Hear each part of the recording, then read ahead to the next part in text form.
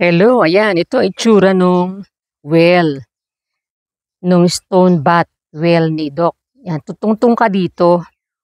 Dito ka tutungtong, parang nagre-reflex din yung paa mo. Yan, kasi mga bato to oh, mga bato.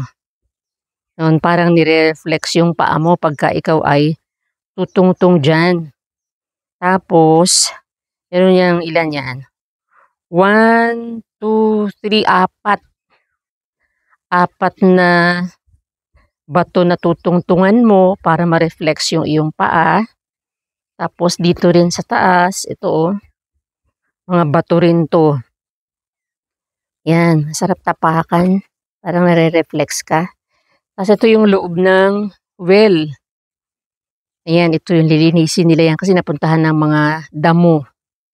Kasi ito yung nilalagyan ng tubig ng mga herbal plants.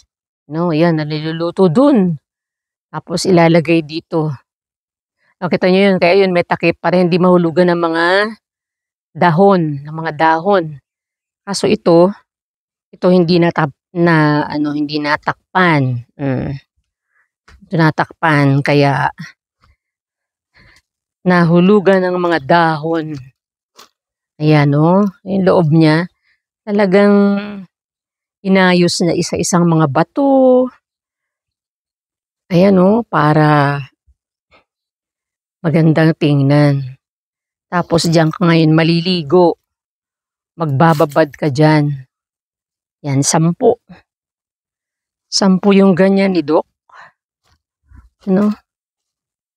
Ayan 10 ito Itong isa ginagawa parang karagdagan to. Yung ganito, tas binabalot